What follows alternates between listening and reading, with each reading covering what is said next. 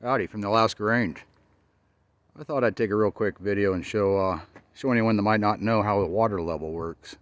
I was into my 30s before I discovered this very handy tool. I don't have a transit, and there's times where a transit won't work, whether it's due to pillars being in the way or whatever, trees or something.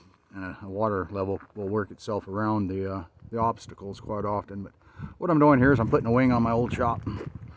Out here with my pile of treasures, my welding supplies, and I need to level off these poles to the same height, and then we'll run the rafters and everything, get a cover out here. But so what I need to do today is make a line, a level line, which I have done, and then I can measure from this line up and mark again at the height I want to cut every pole, so they will be leveled.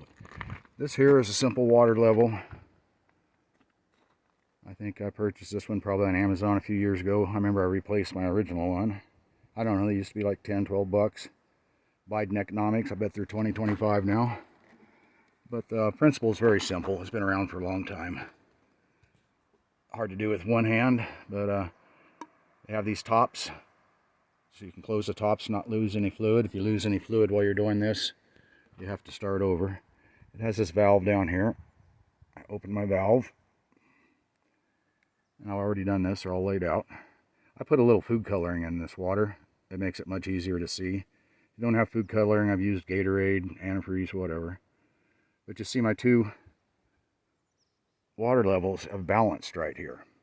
If your water level will not balance, it's due to the fact you have air in your hose. You have to get all the air out or it won't balance. And a clear hose would be much better than this garden hose I have. You know, if you had a garden hose that was clear, you could see those air bubbles. But now what I'm going to do, we've balanced it, we've laid our line in there. I'm going to turn this valve back off. And either close this cap or I just throw a finger over it. And here's where you really, two people would help a lot. With one person, you know, I'm close enough now I can see. I come up to the next pole. I open my valve back up, and what I do is I go up and down with this one until the water level on that one matches the line we've already established.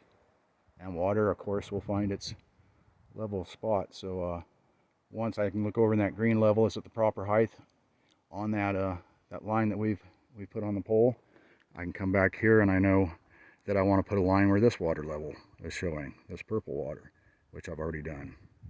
And this is simple enough with one person, since I can look over and see that colored water and mark I've already made.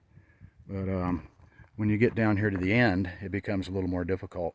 Where if I had two people, one person could be reading and telling the other person higher or lower. You know, if your water level on your established mark needs to come up, you just raise this other end. But